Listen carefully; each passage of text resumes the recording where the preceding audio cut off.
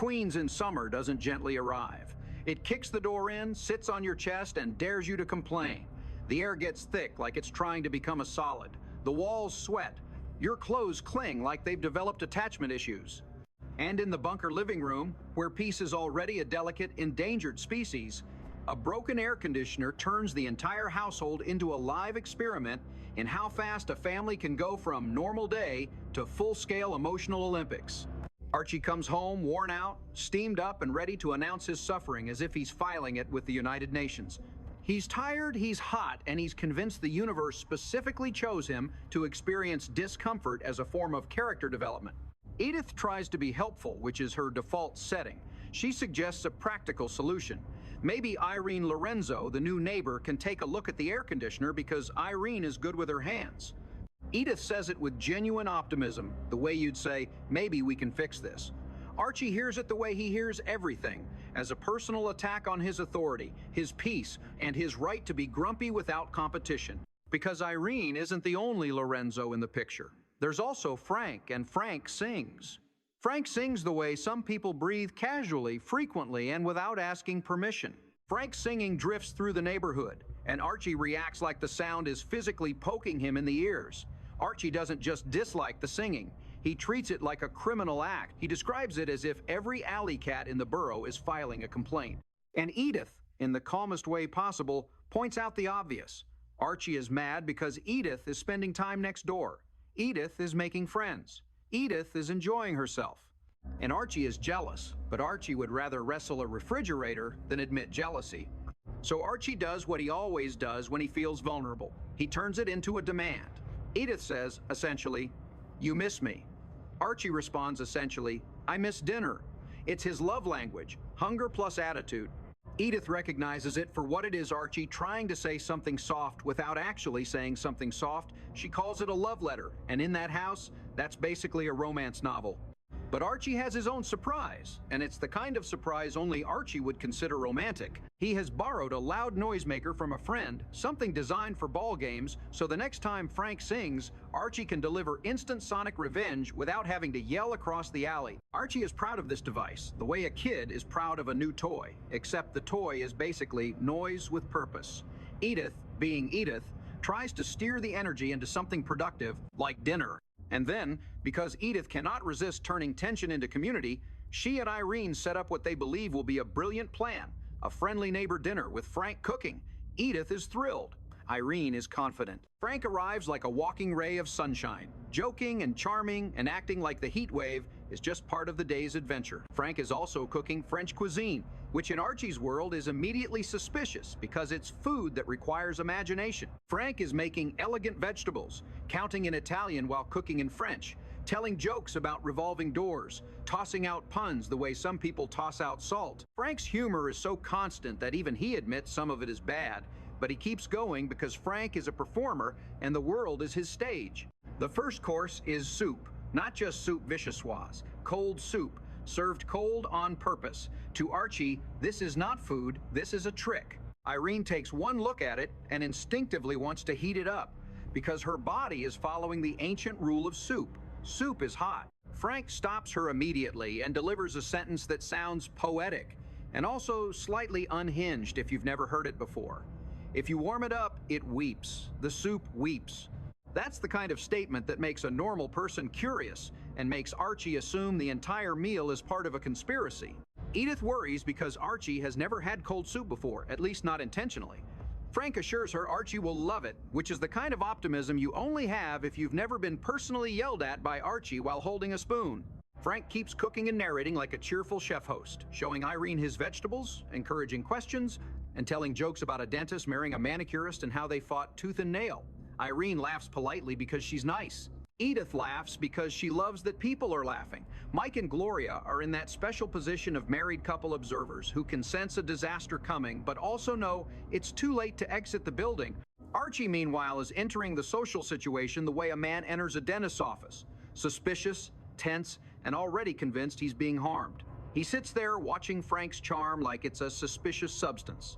The soup arrives, cold and innocent, and Archie reacts with the betrayal of a man whose expectations have been violated by temperature. His face says, "This is wrong," before his mouth even opens. And then his mouth opens because Archie's mouth always opens. He complains. He grumbles. He makes comments designed to cut and entertain at the same time, the way he always does when he feels out of control. Because this isn't really about soup. It's about Archie standing in his own living room and realizing he is not the center of the room for once. Edith is engaged. Irene is learning. Frank is performing. Mike and Gloria are reacting. The laughter is not orbiting Archie, and Archie has never handled that well. He does not know how to say, "I feel left out," so he says, "Why is the soup cold?" He does not know how to say, "I'm afraid I'm losing my place," so he says, "What kind of food is this?" He does not know how to say, "I want my wife's attention," so he says, "Where's dinner?" and then complains about how dinner looks. At one point, Archie starts making crude insinuations and old-fashioned judgments that are less joke and more awkward, the kind of comments that would instantly suck oxygen out of a room. But Irene and Edith don't let the moment become poison. They keep moving. Frank keeps smiling. The dinner lurches forward like a car with a slightly damaged tire. It can still get somewhere, but the ride is bumpy. And then the day does what it always does in that house. It changes tracks abruptly. Edith has been out at the market, and in the most Edith way possible, she returns not just with groceries, but with a whole human being. Mr. Quigley appears in the bunker living room as if he's been delivered by the universe in a suitcase of confusion. He's wearing pajamas so old he proudly notes they've survived over a decade, and he's escaped from an old folks' home by pretending he was taking a nap so nobody would notice him leaving. It's the kind of plan that makes perfect sense if you're 82 and have decided you've earned the right to outsmart people with minimal effort. Edith met him through a window at the market, which is a sentence that should not make sense, but Edith tells the story as if it's the most natural thing in the world. In Edith's version, there was an argument in the checkout line about a coupon, and Edith smiled, looked out the window, and saw Mr. Quigley. If you're Mike, you realize Edith's storytelling is like taking a scenic route through a maze. If you're Archie, you just want to know why an 82-year-old man in pajamas is sitting where Archie's legs usually stretch out. Mr. Quigley wants to call his daughter. The daughter isn't home. Mr. Quigley, without missing a beat, delivers wisdom like it's a stand-up routine. Daughters don't always pick up. Then he starts giving Mike advice about women and men, and the Iceman always having his pick. And it becomes clear that Mr. Quigley is both charming and sharp, the kind of elderly man who has heard every excuse and outlived the urge to pretend he's impressed. The conversation turns into something bigger than comedy for a moment. Mr. Quigley's story isn't just funny old guy in pajamas. It's about dignity. It's about aging. It's about people being pushed into a system where they're managed rather than respected. Mike naturally leans into the moral angle because Mike cannot resist a debate when the topic is fairness. Archie leans into the complaint angle because Archie cannot resist a debate when the topic is government. Gloria watches, amused and exhausted, because she's the only person in that room who can see the emotional pattern repeating like a record. Mr. Quigley's situation eventually resolves when his friend arrives, Josephine, and the twist is unexpectedly modern and brutally practical. They aren't married, not because they don't love each other, but because paperwork and money would punish them. Archie, who is used to life being the rules are the rules, is forced to see a reality where the rules don't always protect people. Sometimes they corner them. Mr. Quigley and Josephine leave, and the living room is left with that strange aftertaste that comes when comedy brushes up against truth, and that's when the next disaster arrives in the form of art. Gloria brings home a statue, a reproduction of The Kiss. She's thrilled. She loves it the way a person loves, a symbol, romance, beauty, adulthood, a home that feels like it belongs to her and Mike, not just like a corner of Archie's kingdom. She explains that Irene gave it to her because Gloria always admired it. Gloria's excitement is contagious. Edith is delighted too. Edith is in such a glowing mood that she announces it's a special day, Henry Mancini's birthday, and that alone is enough to tell you Edith is operating on pure joy. She's so happy she tries to recreate the statue's pose with Mike on the couch like she's directing a mini theatrical performance. Mike, being Mike, goes along confused but compliant, because Mike has learned that resisting Edith's enthusiasm is like trying to stop a parade with a spoon. Edith gets the pose almost right, and then, in a burst of comedic innocence, realizes something is missing from the pose and suggests the most ridiculous possible fix. The figures are unclothed, so maybe they should remove their clothes too. Mike's panic is immediate. Gloria laughs. Edith is delighted with herself. It's harmless, silly, and exactly the kind of moment that makes you think, Okay, maybe this day won't end in flames. Then Archie walks in and sees the statue. Archie does not see art. Archie sees an offense. He calls it filth. He calls it indecent. He reacts as if someone placed scandal directly onto his coffee table. Gloria is stunned because she can't believe a grown man can be so upset by a piece of sculpture. Archie says it's naked, and he says naked the way someone says radioactive. Gloria argues that it expresses love. Archie argues that he doesn't care what it expresses. It's not staying. He doesn't debate aesthetics, he declares jurisdiction. He invokes the idea that local standards decide what's obscene, and in his mind, he is the local standard. In the Archie Constitution, Archie's living room is its own independent nation. The argument escalates quickly because Gloria has finally hit a wall she refuses to back away from. This is her marriage. This is her home. This is her adulthood. She refuses to let Archie dictate what she can own or admire. Archie refuses to let Gloria redefine his living room rules. Edith tries to calm them down, but Edith trying to calm Archie and Gloria is like trying to stop a hurricane with a polite suggestion. Then Frank Lorenzo enters the drama again, because of course he does. Frank finds out the statue is in the bunker house and reacts like a man whose favorite possession has been kidnapped. He announces, with comedic desperation, that it's his favorite statue, his kiss, and he wants it back. It turns out Irene likely loaned it, not gifted it permanently, which means Gloria's ours forever moment suddenly becomes a complicated maybe not moment. Archie sees an opening and takes it instantly. He hands the statue back with the speed of a man returning contraband. He acts like he's doing everyone a favor, like he's being generous. Frank even offers that Gloria can keep it longer if she really likes it, but Archie insists it's better at Frank's house, and the decision is made with Archie's signature style. Fast, confident, and not at all interested in whether it hurts someone's feelings. Gloria is devastated, not because the statue is just an object, but because it represented something, her taste, her independence, her sense of being respected. And now the statue is gone, and she believes Archie didn't just return alone. He seized the chance to win. Gloria calls him out. Archie denies wrongdoing. The argument detonates. Mike steps in, Edith pleads for peace, and Gloria makes the kind of declaration that changes the entire household atmosphere. She announces she is never speaking to Archie again. Not ever. Not one word. No matter what.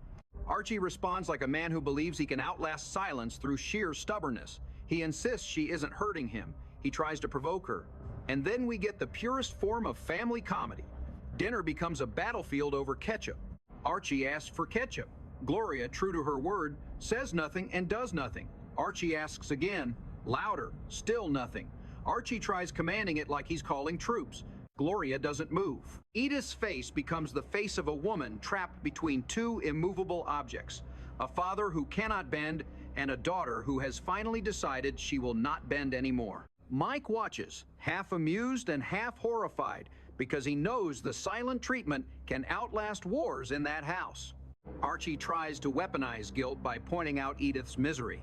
He argues Gloria should show respect for her mother. Gloria doesn't respond because the point isn't ketchup. The point is, I will not be controlled by you. Archie tries to turn dinner into a morality lesson and ends up turning it into a ketchup standoff that would be ridiculous if it weren't so emotionally real. And to make it even funnier, the food on the table is French again. Potatoes au gratin, cheese and potatoes, which to Archie sounds like someone has committed a culinary crime.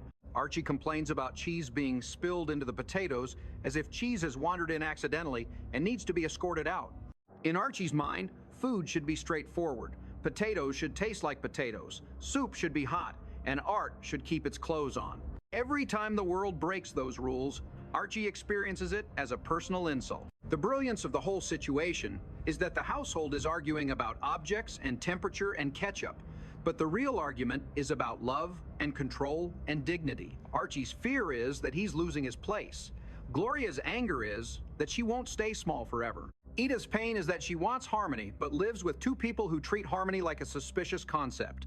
Mike's frustration is that he believes reason should win, but he married into a family where reason is often outvoted by stubbornness. And through it all, the Lorenzos remain this ironic contrast. Frank singing and cooking and joking, and Irene friendly and helpful, just trying to exist as good neighbors without accidentally igniting the bunker household like a match thrown into a firework factory. They don't mean harm. They're simply different, more open, more joyful, more modern in their comfort.